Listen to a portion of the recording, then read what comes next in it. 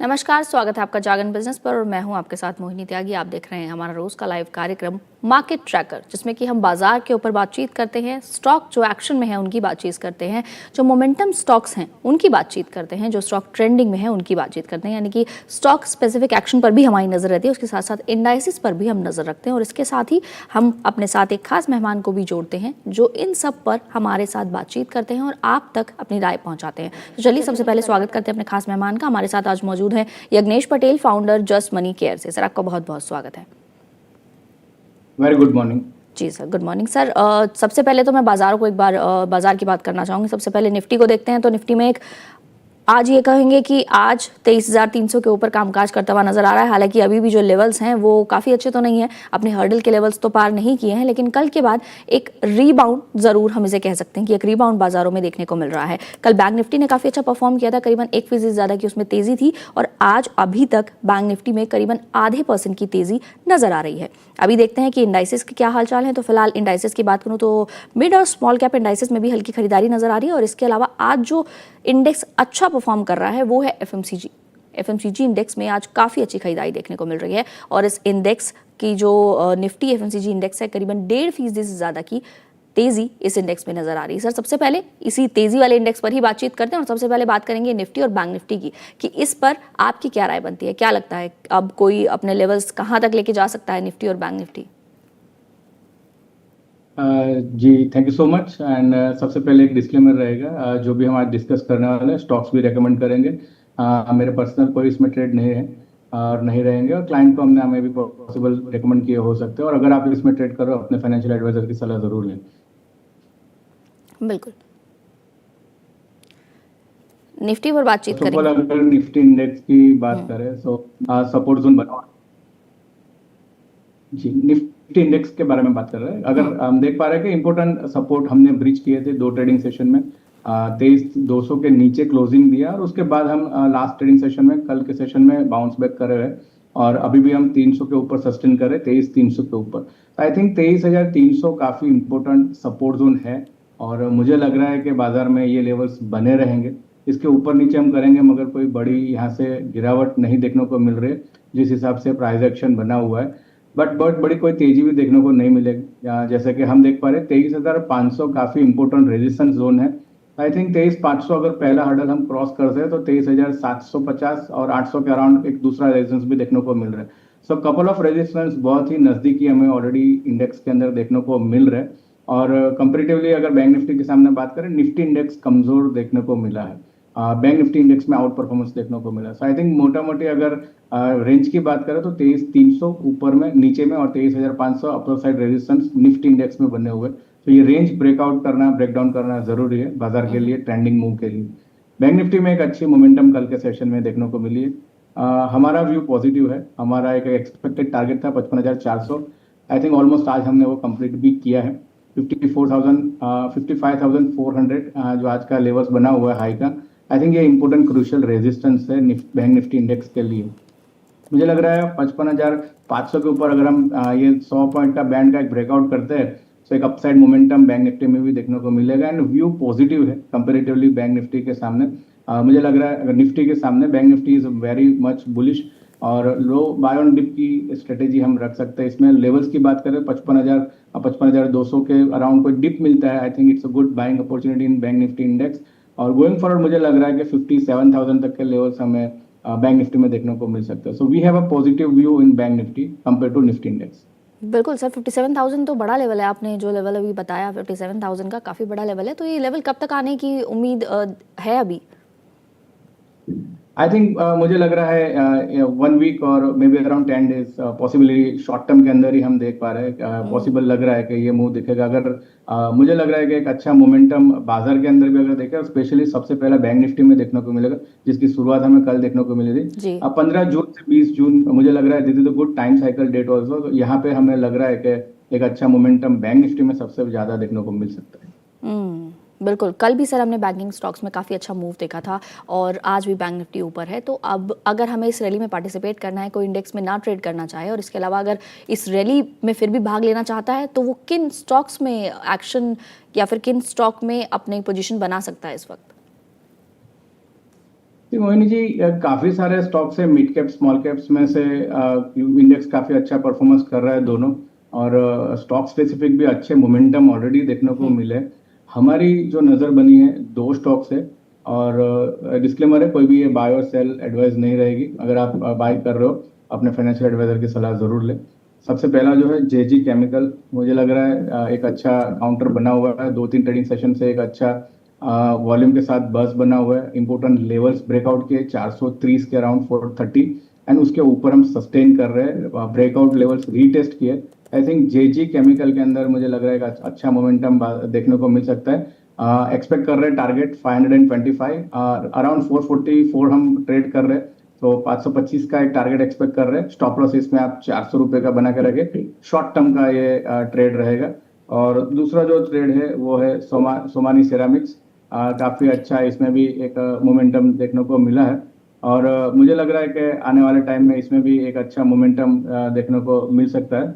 और जिस हिसाब से बस बना हुआ है, जिस हिसाब से हायर लेवल्स पे एक काउंटर सस्टेन कर रहा है 500 के अराउंड, 500 के ऊपर, मुझे लग रहा है इसके अंदर एक अपसाइड मोमेंटम शॉर्ट टर्म में देखने को मिल सकता है। 490 का स्टॉप लॉस से बाय का पोजीशन इसमें क्रिएट कर सकते हैं। और टारगेट हम इसमें एक्सपेक्ट कर रहे हैं 575, 575।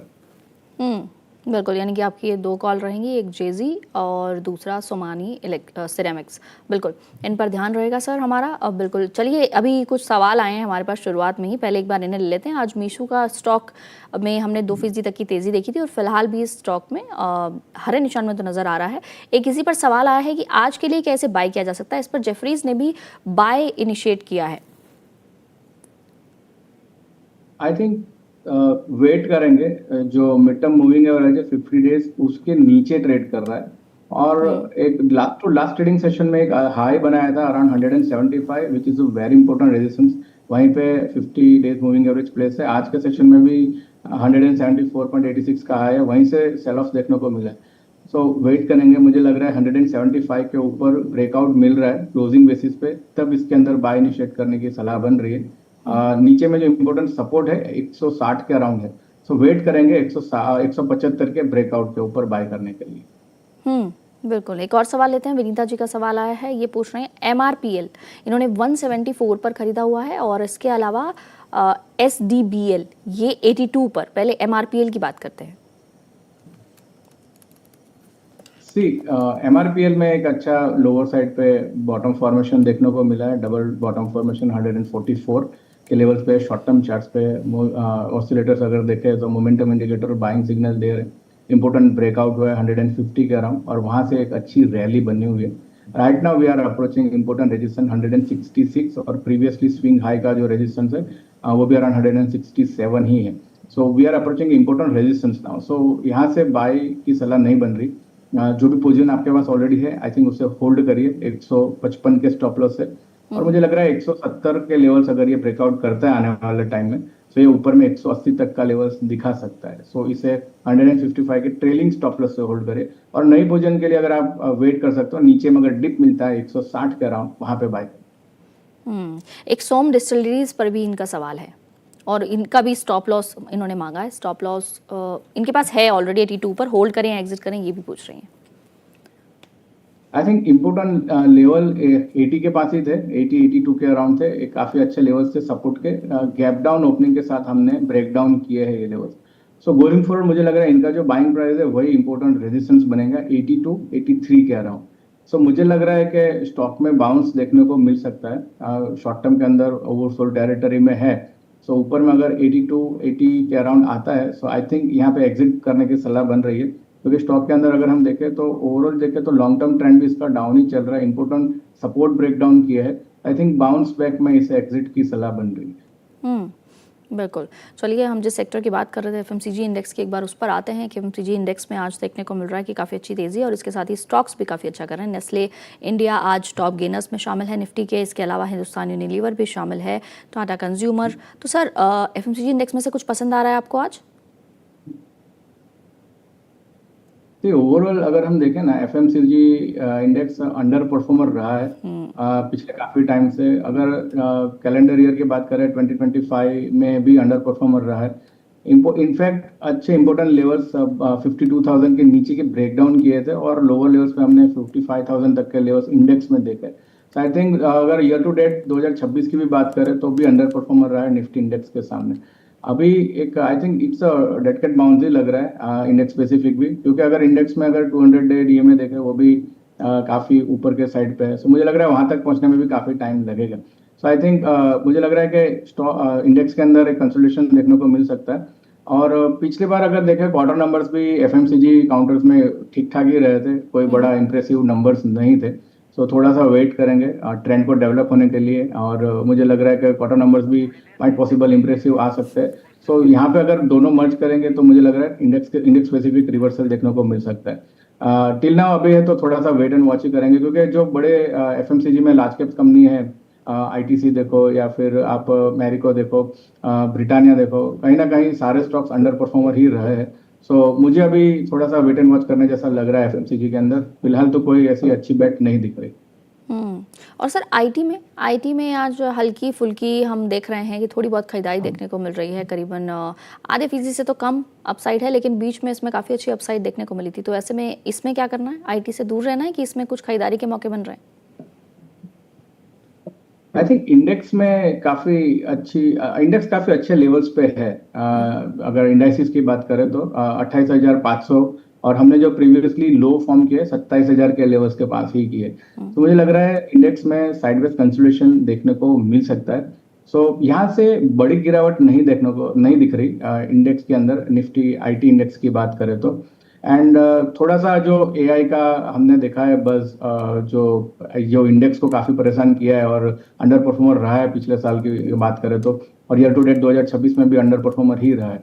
सो थोड़ा सा वेट करेंगे, मुझे लग रहा है आईटी इंडेक्स के अंदर रिवर्सल के लिए वेट करना चाहिए। इंपॉर्टेंट लेवल्स अगर देखें इंडेक्स स्पेसिफिक, सो 31,000 मुझे लग रहा है ये लेवल्स के ऊपर अगर हम सस्टेन कर रहे हैं तो स्टॉक स्पेसिफिक भी अच्छे रिवर्सल्स कंफर्मेशन के साथ देखने को मिलेंगे। सो थोड़ा सा वेट एंड वॉच करेंगे निफ्टी आईटी इंडेक्स के लिए। बिल्कुल। एक आईपीओ की बात करेंगे, सीएमआर ग्रीन टेक, इसकी आज लिस्टिंग हुई है, करीबन 40% प्रीमियम पर ये आईपीओ आज लिस्ट हुआ है। और अब क्या कर सकते हैं सर, ये स्टॉक आपको कैसा लगता है? जब इसका आईपीओ आया था, क्या इस आईपीओ में आपने कुछ इनिशिएट किया था, आपने कोई कवरेज दी थी कि इसमें किया जा सकता है, या फिर अब इस स्टॉक में इसको खरीदा जा सकता है? कैसा लगता है आपको? कवरेज थी हमारी मोहिनी जी इसके अंदर, और लिस्टिंग गेन के लिए रेकमेंड था। सो आई थिंक डिसेंट है, अभी आई थिंक प्रॉफिट बुक कर सकते हैं। लॉन्ग टर्म के लिए तो थोड़ा सा वेट एंड वॉच करेंगे। चार्ट्स भी डेवलप हो रहे हैं और क्वार्टर नंबर्स भी देखेंगे ये वाले क्वार्टर वन के। सो मुझे लग रहा है कि लिस्टिंग के लिए जिन्होंने अप्लाई किया था प्रॉफिट बुक करने की सलाह बन रही है। एक स्टॉक है सर जिसमें करीबन 10% की तेजी नजर आ रही है, क्लीन मैक्स एनवायरो एनर्जी। ये स्टॉक करीबन 10% अप है आज बाजार में, 1357 का इसका लेवल है और काफ़ी अच्छा कामकाज करता हुआ नजर आ रहा है। क्या करना चाहिए स्टॉक में? मेटा के साथ पार्टनरशिप हुई है इसकी।